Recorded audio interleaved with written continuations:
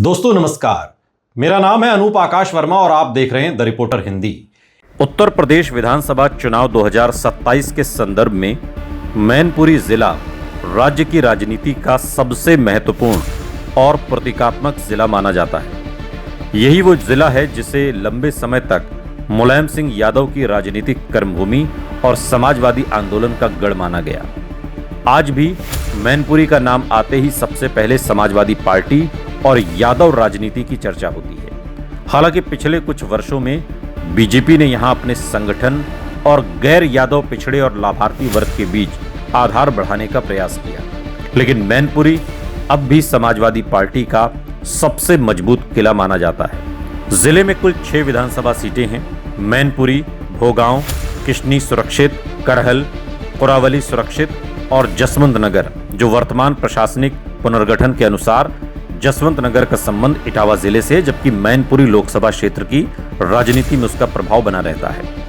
प्रशासनिक दृष्टि से मैनपुरी जिले की प्रमुख विधानसभा सीटें मैनपुरी, भोगांव, किशनी, करहल और कोरावली हैं। 2022 के उत्तर प्रदेश विधानसभा चुनाव में समाजवादी पार्टी ने जिले की सभी प्रमुख सीटों पर शानदार प्रदर्शन किया।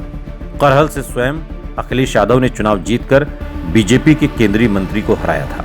मैनपुरी, भोगांव, किशनी और कोरावली में समाजवादी पार्टी ने जीत दर्ज की, जिससे ये स्पष्ट हुआ कि जिला अब भी सपा का सबसे मजबूत आधार बना हुआ है। जातीय और सामाजिक समीकरण की दृष्टि से मैनपुरी में यादव समुदाय सबसे अधिक प्रभावशाली राजनीतिक शक्ति माना जाता है। जिले में यादव मतदाता 18 से 22% के बीच हैं, जो किसी भी पार्टी की जीत हार तय करने में निर्णायक भूमिका निभाते हैं। इसके अलावा शाक्य, कुशवाहा, मौर्य, लोध, ब्राह्मण, ठाकुर, वैश्य, जाटव, वाल्मीकि, पाल, निषाद और अन्य पिछड़ा वर्ग भी उल्लेखनीय संख्या में है।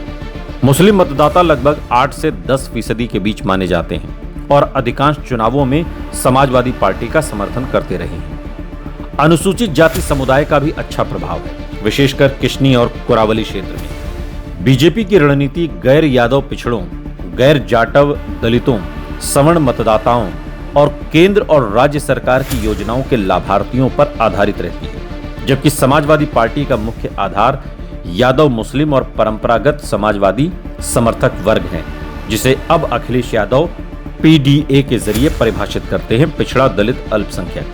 करहल विधानसभा की बात की जाए तो पूरे उत्तर प्रदेश की सबसे चर्चित सीटों में गिनी जाती है। ये अखिलेश यादव की विधानसभा सीट है और यहाँ यादव मतदाताओं के साथ शाक्य, लोध, ब्राह्मण, मुस्लिम और अन्य पिछड़े वर्ग का प्रभाव है। 2022 में अखिलेश यादव ने यहां पर बड़ी जीत दर्ज की। 2027 में भी ये सीट समाजवादी पार्टी की सबसे सुरक्षित सीटों में मानी जा रही है। हालांकि बीजेपी यहां लगातार संगठन मजबूत कर रही है और गैर यादव पिछड़े वर्ग के बीच अपनी पैठ बढ़ाने का प्रयास कर रही है। मैनपुरी विधानसभा की बात की जाए तो जिले की राजनीतिक और प्रशासनिक दृष्टि से सबसे महत्वपूर्ण सीट है। यहाँ यादव, ब्राह्मण, वैश्य, कायस्थ, मुस्लिम और अन्य पिछड़े वर्ग का मिश्रित सामाजिक ढांचा है। ये सीट लंबे समय से समाजवादी पार्टी के प्रभाव में रही है। बीजेपी ने शहरी क्षेत्रों में अपनी स्थिति मजबूत की है, लेकिन ग्रामीण इलाकों में समाजवादी पार्टी का संगठन अभी भी अधिक प्रभावशाली माना जाता है।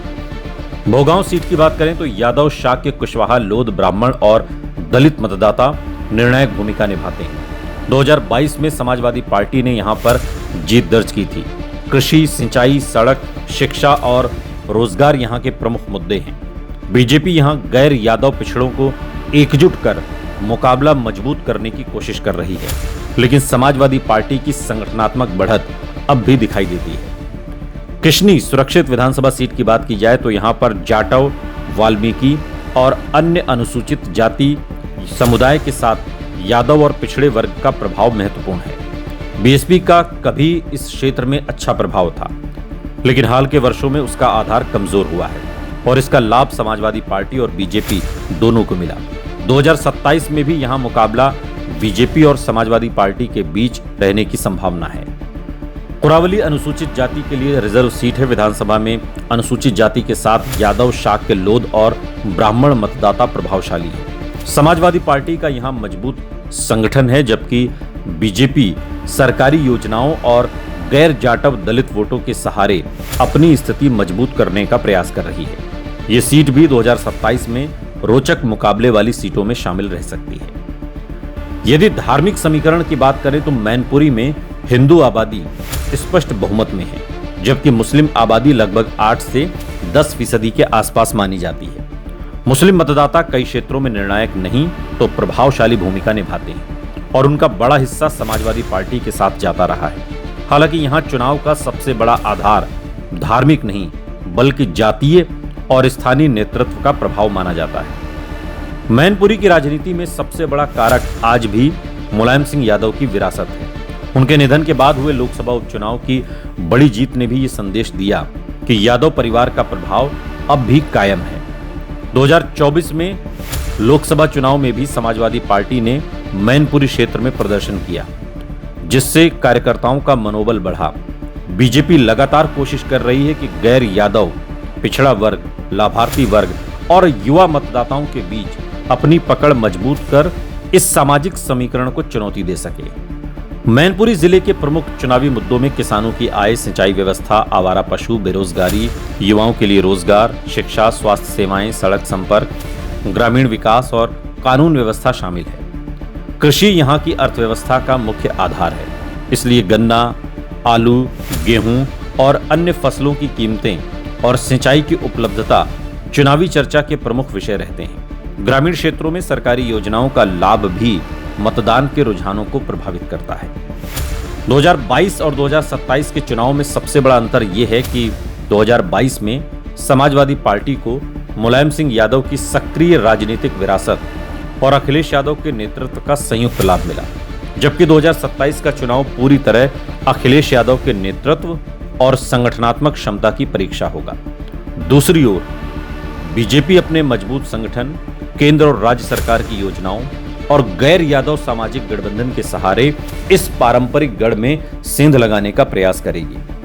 वर्तमान राजनीतिक संकेतों और उपलब्ध चुनावी रुझानों के आधार पर करहल, मैनपुरी, भोगांव, किशनी, कोरावली में समाजवादी पार्टी की स्थिति अभी भी मजबूत मानी जाती है। बीजेपी कुछ सीटों पर मुकाबले को कड़ा बना सकती है, विशेषकर उसे गैर यादव, पिछड़ों और गैर जाटव दलितों का व्यापक समर्थन मिलता है। फिर भी वर्तमान परिस्थितियों में मैनपुरी समाजवादी पार्टी का सबसे मजबूत जिला माना जाता है। हालांकि ये विश्लेषण उपलब्ध सार्वजनिक जानकारी, पिछले चुनावी परिणामों और मौजूदा राजनीतिक संकेतों पर आधारित है। वास्तविक चुनावी परिणाम उम्मीदवारों, गठबंधनों, स्थानीय मुद्दों और मतदान के समय बनने वाले राजनीतिक माहौल पर बहुत कुछ निर्भर करेगा।